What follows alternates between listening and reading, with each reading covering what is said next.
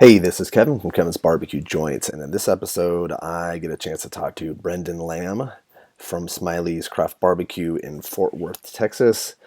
This one's an interesting one. If you follow barbecue at all, you probably know Brendan from his days at La Barbecue, and when La Barbecue was going to be coming out to Los Angeles, and because of regulations, unfortunately and sadly, we did not get La Barbecue out here in Los Angeles, which hopefully, fingers crossed, someday that could happen. We talk deeply about his life. There's a lot of stuff I did not know. We talk about his days in Los Angeles, in the movie industry, and writing scripts, and lots of different cool stuff, and all about that world. And did not know he was involved in that at all. And then his journey back to Texas and to Austin, La Barbecue days. And so now that he is back in Fort Worth, he has a ton of different plans. Number one, you got 2,000-gallon smokers from JD at Primitive Pits, which he talks deeply about and raves about. And then he talks about his official sit-down restaurant, which, as of airing this, has not opened yet and will be opening sometime in the near future in Stoneburg, Texas. That will be with his dad, and that will be mostly run by his dad and a team there, and he'll get them up to speed. He has also partnered with the library in Fort Worth. He'll be doing barbecue for them for the bar, as well as a few days a week. He'll be doing about 3 or 4 meets for them Thursday through Sunday, but then he'll also be doing chopped beef and pulled pork sandwiches earlier in the week. And then he has another project that's going on. So he has a number of different projects, and then as of airing this, and maybe as of listening to this, some of those will be open, some of them won't be. But it sounds like really, really exciting times for Brendan, and definitely wish him all the success. And he's excited, and he's doing consulting and teaching and a lot of different things. So if you're digging these, please subscribe. That way you don't miss out. I've got tons of barbecue interviews, as well as my new series 10 Minutes With, as well as barbecue city guides and barbecue joint tours and sausage making facilities and butcher shops and all that cool stuff. I also have a podcast, which is on the go version of this. If you search Kevin's BBQ Joints on any of your podcast networks, you can find it. I have a website at kevinsbbqjoints.com with links to all the podcasts, all the YouTube stuff, as well as a bunch more content. But enjoy this. Well, yeah, basically, I want to talk about your, as I've done on these things, if you've seen them, I want to talk about your past. I know that you were born in Fort Worth, right? But then you lived in Los Angeles, too? Yeah. Okay, so I was born and raised in Texas, born in Lubbock, and lived out there for a lot of my childhood. Okay. And around middle school, kind of moved to the DFW area. Okay.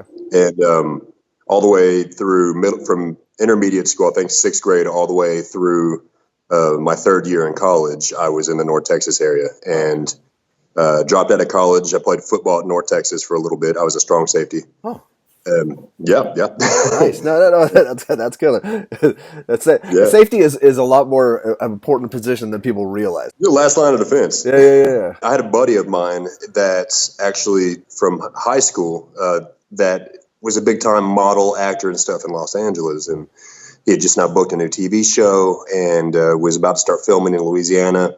I went to go visit him when he was in Shreveport. Okay. His name's James Preston. So I went to go visit him. He was shooting this show on ABC called The Gates, and to go see him do all that. And then I stayed in Los Angeles for 7 years. Oh wow! So, but did he say like, yeah, you should come, you should do it? It's something. Yeah.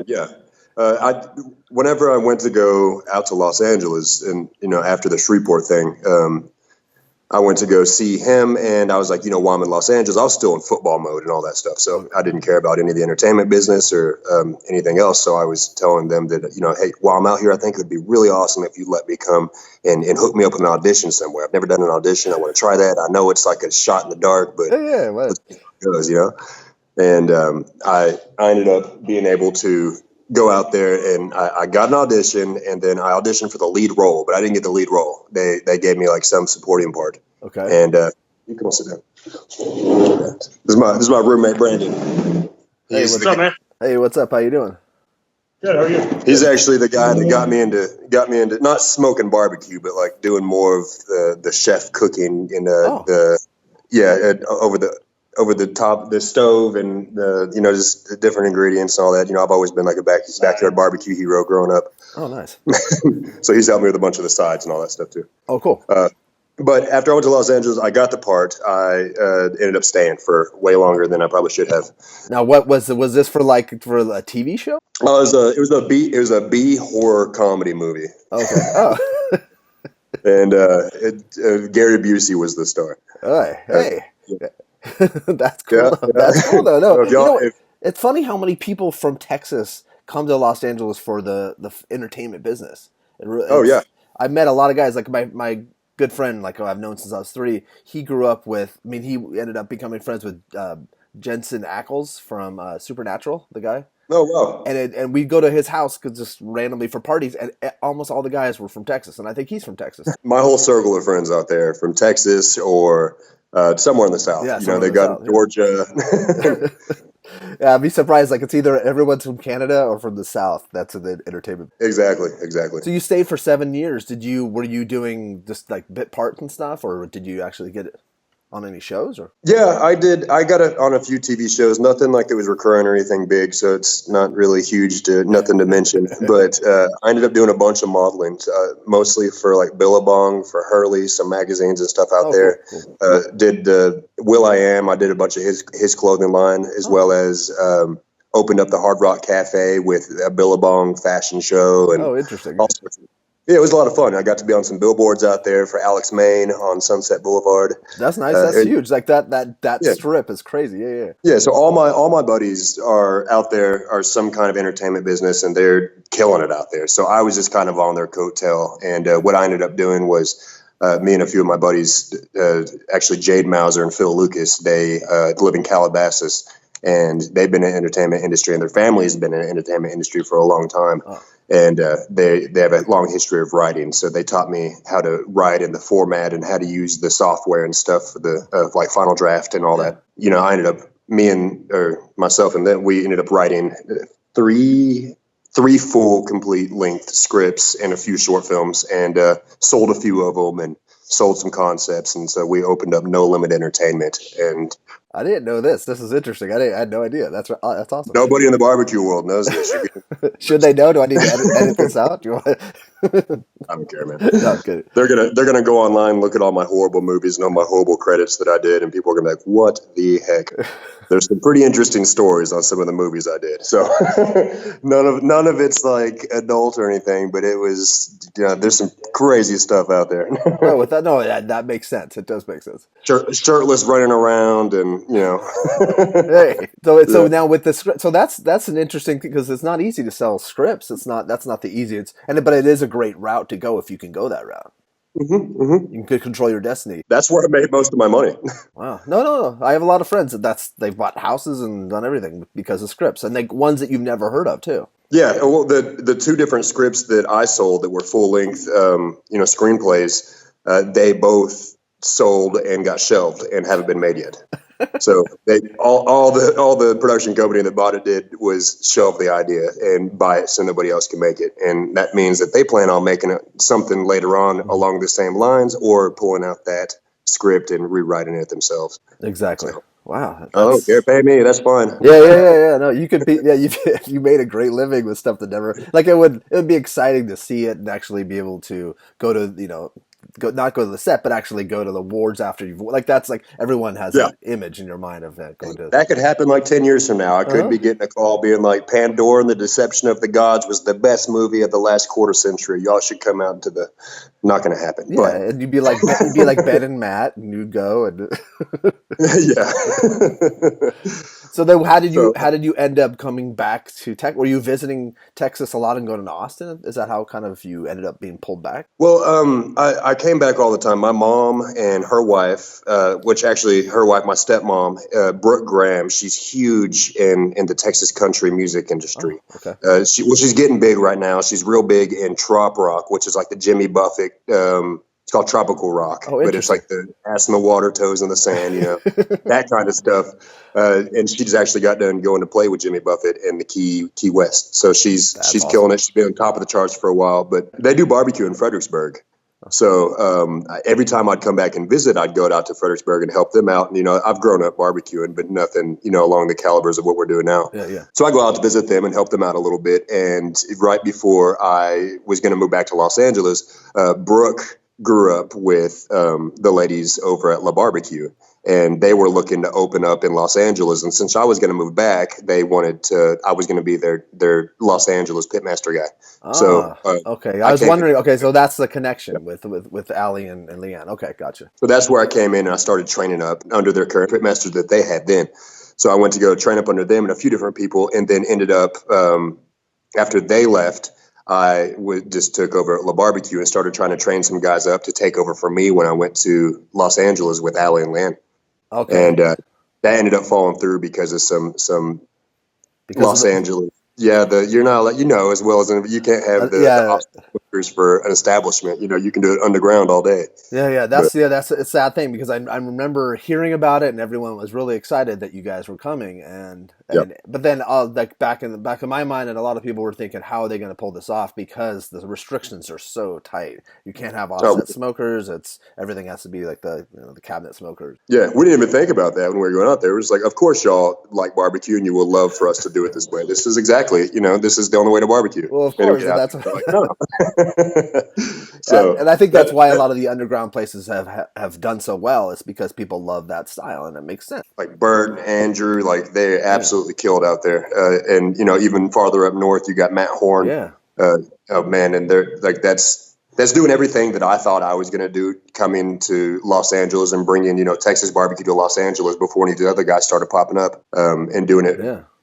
Full time and getting big and getting to where they're getting mentioned all the time before this barbecue, whatever gold rush took off. Yeah. Was that, so this, were you guys thinking of doing this before Bert even came on the scene or before you even knew about before I heard about him? I know that I met him on Instagram, and I think he, had just been going for a few months, to where people had known about him. Gotcha. And he had been following La Barbecue or me or one of the two or something like that. Were you working under Lewis? Is that like was he there at the time or was he already gone? Whenever I first got there, he was in the middle of training his new staff for Charleston, so I got to be there with him for a little bit. But Dylan, he had already trained Dylan.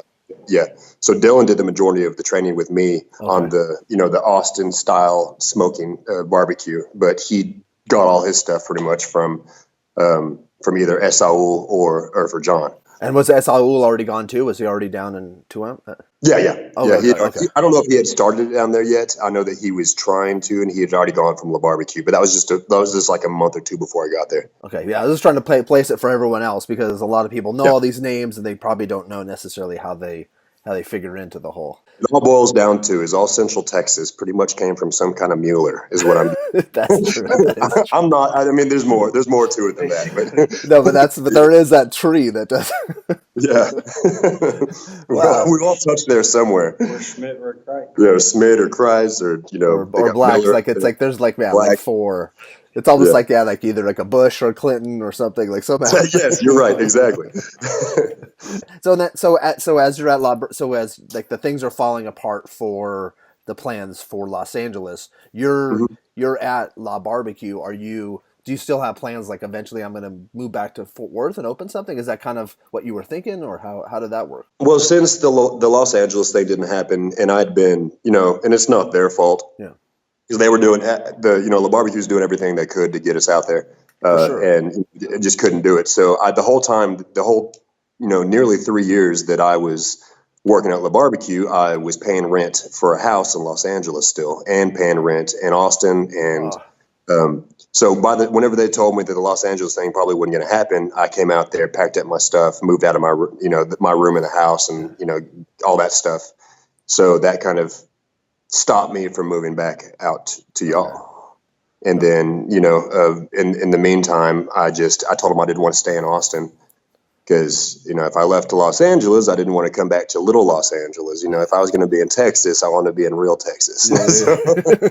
It is funny because I do tell people that Austin is like San Francisco meets Los Angeles meets Texas. It really is. And I mean, I have nothing bad to say about Austin. I just I don't completely fit in there 100%.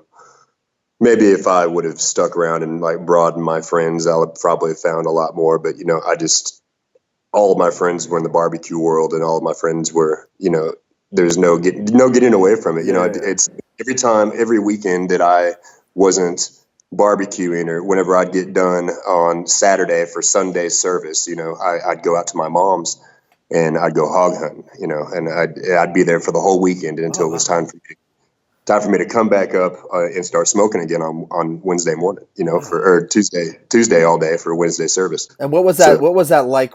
Just when you were at La Barbecue, what was that like doing those hours? Was that something that you were comfortable with? That you had because you had yeah, done when you were in Los Angeles, but it was also you were in Los Angeles. You weren't cooking barbecue, so those no, hours are no. different. Like it's something you just jumped into, right? Yeah, well, in Los Angeles, the way I portrayed it a second ago, it makes it all sound like I was always, doing great and all that. But what I was ended up doing for the most part, I was working at bars, I was bartending, I was Okay. bar backing. I worked for Disney for a long time, doing some production for them, on a few of their interstitial shows, and that was just had to get by and doing however. And so I'm no stranger to work, or Oh yeah, any yeah, no, yeah, yeah. might not have been the same work there. So the hours wasn't really a big thing.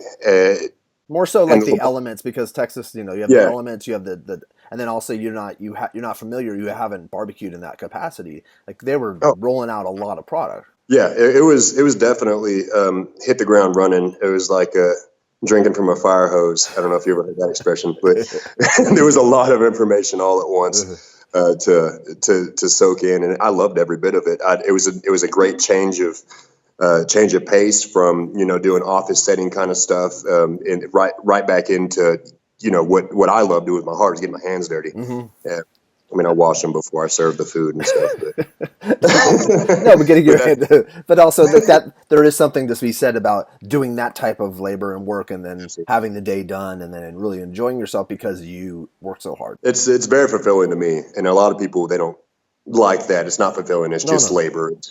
It's more of a thing to where they would rather just get it done, half-ass it and get going. Yeah. Finish it. I'm there until the job's done is what I like to do. We ended up at first I was doing that for La Barbecue, but it ended up turning into we had a nice team going to where we had a pretty cool schedule. By the time I left, I didn't have to be there till like 9 a.m. Because we had somebody starting the fires, and I could leave by 8 or 9 p.m. every night, because that's by the time the briskets were done. And I already had some guys that were trimming up the briskets, but in the trailer days, it was tough. Yeah, yeah, yeah. Were you there when they transferred to the brick and mortar location? Were you actually there at that Oh time, yeah, or? I'll probably, they might get mad at me for this, but I'm the one that got them into that brick and mortar. We were in the trailer, and I was cooking every Tuesday, and the owner of the Quickie Bicky came down, because we were just right down the street. The trailer is right down the street from the location that they're at now. Yeah. So the owner of the company, of the location, came down and was like, "Hey, we're trying to get rid of the guys in our kitchen. They're not serving the food we want. Would y'all be willing to take over our kitchen?" So I presented that to Allie and Leanne, and they were excited about it. They'd been trying to get into a brick and mortar for a while, and now they're absolutely killing it. They came in and they fit in really good with that space. Oh, it's So perfect. Yeah, it's so and they need that time. They need to have a brick and mortar location. It just makes sense for them. So what's the transition then from there to? Were you always in Smiley's? Was that a name that you were planning on using? yeah, I grew up. Yeah, I grew up in high school anyway. I was called Smiley by a bunch of the wrestlers and the football players and stuff, because no matter what the situation, I could be about to fight you or something, and I'd start smiling. So You can't help yourself. yeah, I can't. That's funny.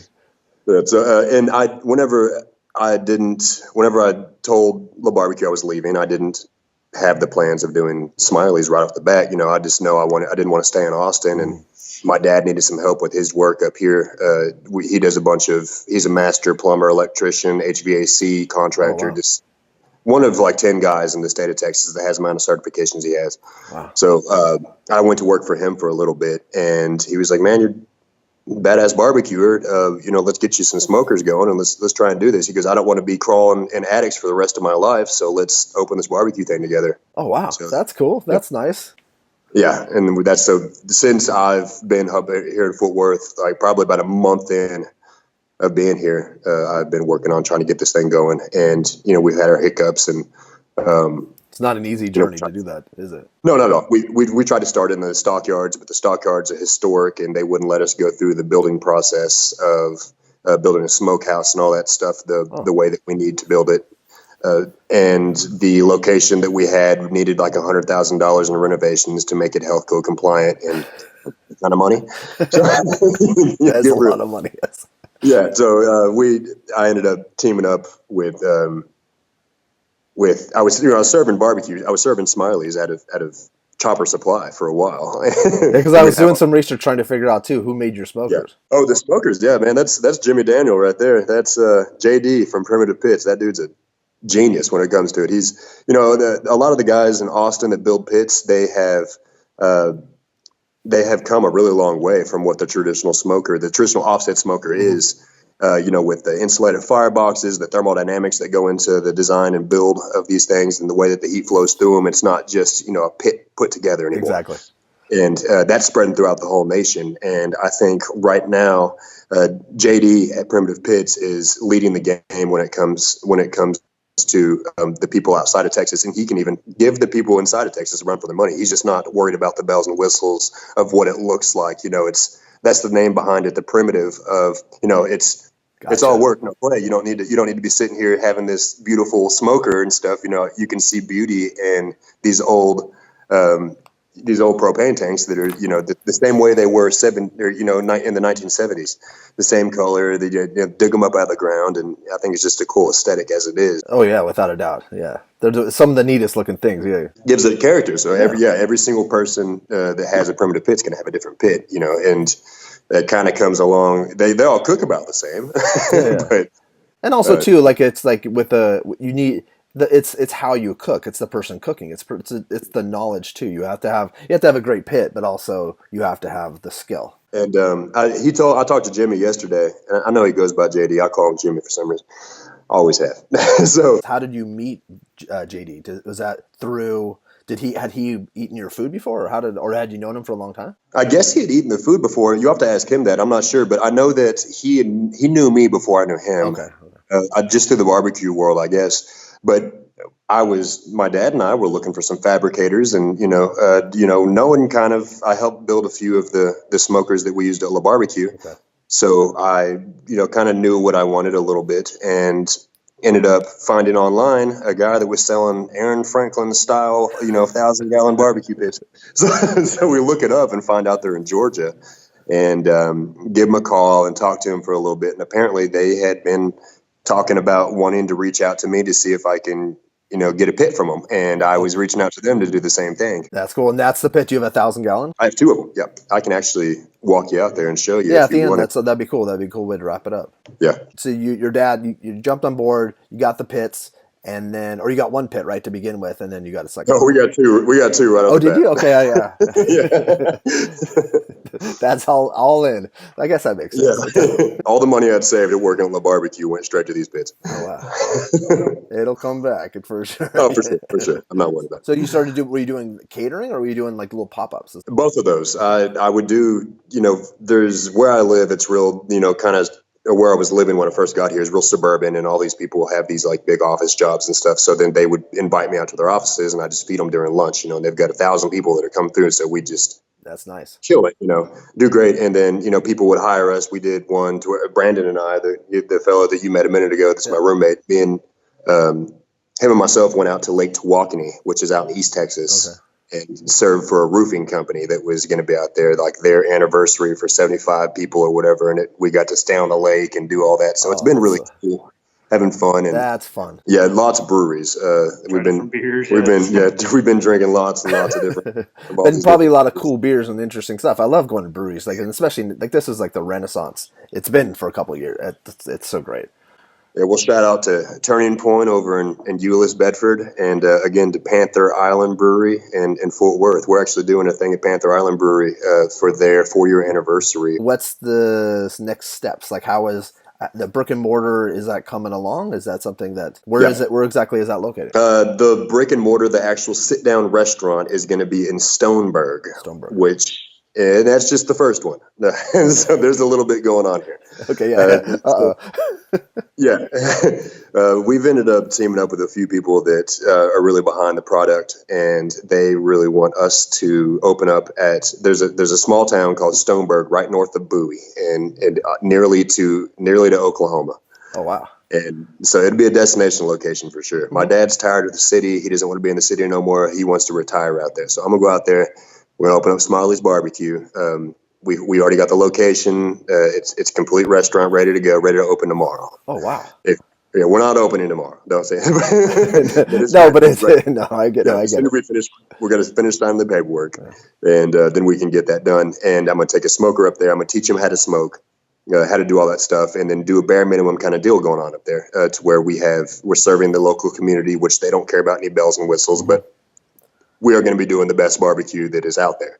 Bare minimum being like what, 4 meats or so, or? Yeah, I'm not going to start off doing beef ribs. I might not even make my own sausage in the beginning. Yeah.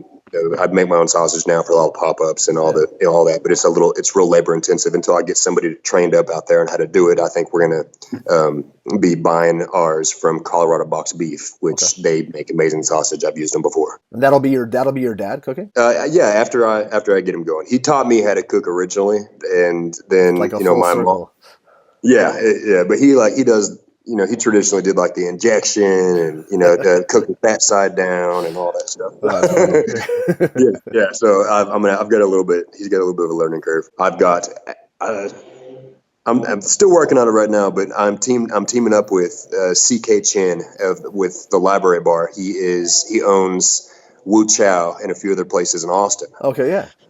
And he just now him and his partners bought the Library Bar off of 6th and Houston in downtown Fort Worth, and they want to serve food. Oh. So I will be cooking and bringing food down and serving out of there 4 days a week. Okay. Starting here by the first of the year, we'll be up and going on that one. Nice. And I've just got to train somebody to cut, and I'll be bringing it down from Stoneburg every day.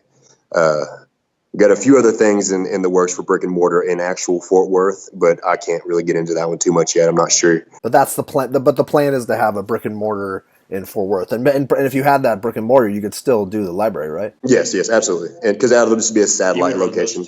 Yeah, exactly. It's just a satellite location at the Library Bar, and it's a good place to start and grow. And CK has is very well respected in the restaurant world. And that's important to have someone like that behind you or with you. That's really important. What will you be serving there? Do you know the menu that you'll be serving? I've got a menu that we're going to put out here real soon. Okay. And I'm not doing beef ribs. We might do some specials and stuff every now and then, but for the most part, it'll be the traditional Texas brisket, pork ribs, sausage, pulled pork. And that'll be 4 days a week? That'll be 4 days a week, and then the 3 to 4 days a week. And then like Monday, Tuesdays, Wednesdays, we will be doing like chopped beef sandwiches and pulled pork sandwiches for the bar crowd and stuff. Where are you right now? You're at Sammy's? Yeah, I'm at Sami's Barbecue in Fort Worth. They have been here for 80 years. Closed down last year, and then it turned into Sam Gibbons of the Smoke Pit Barbecue, which was cute with the view. They have all these beautiful girls overlooking downtown Fort Worth and everything. They just closed down and demolished the building over there. So he moved 4 or 5 blocks up and bought Sami's Barbecue, which had just closed down. Oh, okay. And this place is on 2 acres. It's huge. It's got these old brick style offset smokers that are no longer able to be used because of that sucks. The health code. Yeah, you can't use them. They're built into the building. They're amazingly cool. But he's got 2 big Southern Prides back there in the smoke room now, and I kind of came in and helped them out with a few recipes, and then started getting that going with them. Gotcha. And had to learn how to cook on a Southern Pride. Yeah, no, that's on that. There's a learning curve for that too. Oh yeah, I called up Brad Orison at the Shed in Mississippi. I was going to ask about that. I saw your little journey down there. Yeah, Yoni and I went down there, but he's a good buddy of mine. I met him through Yoni, and he hooked me up with so much equipment to get my restaurant and everything for Smiley's and everything started. So that's all in storage right now until we get going. Okay. But I called Brad because that's what he cooks on is the Southern Prides, and I was like, dude, how do you cook a brisket on a Southern prime? I don't. It's like throwing it in the oven. I don't know how to do this. And he's been doing it for a long time. Yeah, he gave me some tips, and now they're coming out really good over here at Sammy's. And we got him some pork ribs going. You got him some sausage. You got him a new meat purveyor. Got him some new sides. Oh, nice. Got their beer license, and that's going to get cleared here real soon, and it'll be back up to busy. So is it currently open? Yeah. We're open at 10:30 every day, and I'm not cooking for them anymore. I just came up with some of the recipes, doing some consulting, doing some social media, and I'm still up here to check on recipes and make sure they're doing good every day. We just built them a new chili recipe. Oh, right. So, cool. So what city is that in? It's in Fort Worth. It's traditional, bare bones, traditional Texas barbecue. Okay, Yeah. That's awesome. No, I want to put a link to that because I want to make sure put a little map because people should know where that is because that sounds great. And there's two Sammys. There's one in Dallas and then there's one here. The one in Dallas is not any way connected. Don't connect to Dallas. The Fort Worth one off of Belknap. Yeah, that's why I want to put it out because I know there's a lot of Sammys. Like, are they being kicked out again? Yeah, they're kicking me out. Well, cool. They're using the other room. They're going to use this other room, so they want me in over here. Well, cool. Do you want to go check out the smokers? Because I don't want to lose you. So tell me if I start losing you. How you doing? Yeah, I got to show you all the restaurant a little bit. Oh, cool. Yeah, that'd be great. Going on here. Calm before the storm. As soon as it opens, this place gets packed. So, there's a little. What's that? How big is that place? It's on 2 acres. It's huge, and then this is the outdoor patio area, and then there's a creek that runs through here. Oh, that's so cool. And then these are the big smokers I was talking about that are built into the building. Oh, that's so cool. Yeah, see, I love those. Yeah. So tonight, actually, I'm back. Okay. Yeah. Can do you see those smokers back there? Yeah. So you said tonight. Oh, that's right. Okay. Oh, wow. Those are gorgeous. Yeah. Yeah. So tonight I am actually getting a forklift to come in here, and we're going to get one of these smokers again. Am I cutting out again? No, you're in. I got you. Okay. We're going to get these smokers right here, and I'm going to put one of them back on this trailer, and then we're going to go ahead and start cooking. I've got this flatbed back here. Okay, cool. I don't know if you can see it or not. Yeah, I can see it. But we're going to get one of those smokers back on there so I can start cooking again for the library bar, which we're going to get going real soon. Okay. Wow, you got a lot going on. How exciting is this time right now? Oh, it's crazy. I mean, I needed to move a little bit faster. Yeah. No, I wish things. Yeah, I'm sure you wish things could go a lot quicker, but it does seem like there's a lot going on, a lot on your plate.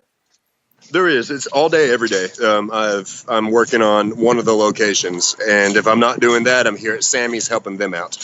Trying to pay my bills. Yeah. So yeah. You got to do that. Yeah. That's what an interest. I got, Brandon.